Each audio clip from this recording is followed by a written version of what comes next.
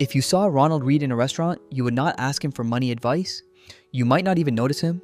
He wore old clothes. He worked at a gas station. Later, he worked as a janitor. But when he died, people found out he had built almost $8 million by investing.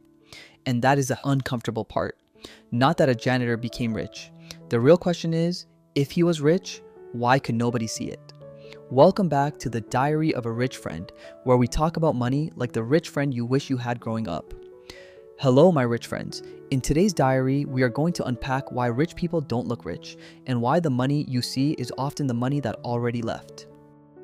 Ronald Read's story bothers people because it breaks the movie version of wealth. In our heads, rich people look rich. They drive the right car, wear the right watch, live at the right address, walk into a room, and make everyone feel like money just entered. But Ronald Read looked like the wrong person in the room. He was quiet, ordinary, easy to overlook, yet his balance sheet told a different story. That is the first lesson. Lifestyle is not wealth. Lifestyle is what people can see. Wealth is what stays after the lifestyle has been paid for. A car is not a balance sheet. A watch is not a balance sheet. A big house is not always a balance sheet. Sometimes it is a costume with a monthly payment hiding inside. The first rule of wealth is strange. The more visible money becomes, the less of it may be left. Think of money like water. Some people build a fountain in the front yard. The water shoots into the air, the neighbors can see it, visitors can hear it. It looks beautiful. It says, "Look, there is water here." That is visible money. Cars, watches, bags, luxury trips, expensive dinners, perfect photos, designer logos. But water in a fountain is water being displayed. Another person builds a reservoir underground. Nobody claps for it. Nobody takes a selfie with it. From the street, it looks like nothing is happening. But when the dry season comes, the fountain is decoration. The reservoir is survival. That is invisible money. Cash reserves, investments, low debt, retirement accounts, ownership, time you can control, the ability to stay calm when life gets expensive. The tricky part is this: the same dollar cannot be in both places. If the dollar is in the fountain, it is not in the reservoir. If it is being used to impress people, it cannot also be working quietly for you. This is why rich people often do not look rich.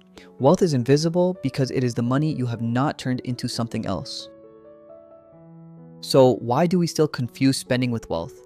Because we cannot see other people's balance sheets. We do not know their savings. We do not know their debts. We do not know if the car is paid off, leased, borrowed, or destroying their cash flow. So the brain takes shortcuts. What car does he drive? What bag does she carry? Where do they live? Where do they travel? What restaurant did they post? These shortcuts feel useful, but they can be wildly wrong. Spending sends a signal, and humans are very sensitive to signals. A signal says, "I belong here." It says, "I am successful." It says, "I'm not ordinary." That is why some products are not really selling function.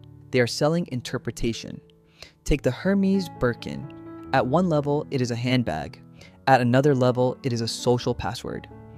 In 2024, a lawsuit in California alleged that Hermes only allowed customers with enough purchase history to buy a Birkin. Whether you follow the case or not, the idea is powerful. The signal is not just, "I can afford this bag." The stronger signal is, "I was allowed to buy this bag." That is different. The product becomes a door. The buyer wants proof they are inside the door. This is why status insecure people often care more about signals. And I do not mean poor people. I mean anyone whose position feels unstable. If your finances are not solid, outside approval can feel like proof.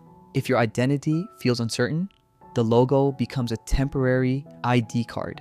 If you do not yet have financial proof, social proof feels like a shortcut. Spending feels like wealth because it gives you the social proof before you have the financial proof. Now we get to the hidden bill. I call it the ego tax. Ego tax is not the price of the thing itself. It is the extra money you pay so people will read your life correctly. It is not the car. It is, "I cannot drive something too normal." It is not the wedding. It is, "I cannot let relatives think I am doing badly." It is not the house. It is, "I cannot live below my job title." This tax rarely destroys you in one day. It arrives monthly, a higher car payment, a bigger mortgage, a credit card balance, a more expensive circle, more maintenance, more insurance, more pressure to keep earning. It is not one giant hole in the reservoir. It is 100 small leaks, and the cruel part is the leaks often grow with income. But I earn more now. Yes, but your image learned how to earn more too. This is where MC Hammer becomes the perfect opposite of Ronald Read. Ronald Read's money did not become a performance, so it had time to grow. Hammer's money became a machine that needed fuel. The New Yorker reported that he earned $33 million in 1990 and 1991.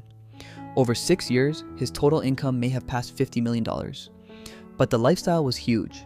A mansion, a private jet, more than 70 people traveling with him, 17 cars, a large payroll, a public image that looked like success.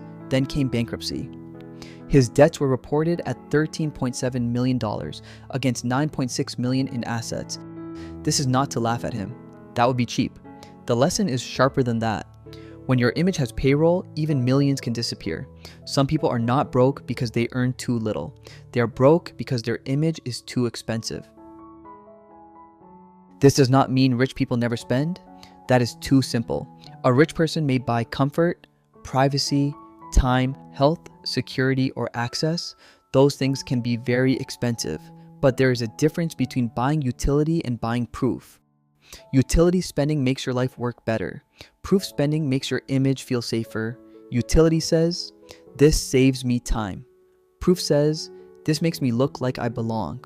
Utility says, this protects my family. Proof says, this protects my ego. Utility can make you freer. Proof often makes you dependent on the next paycheck. That is why some wealthy people do not rush to look wealthy.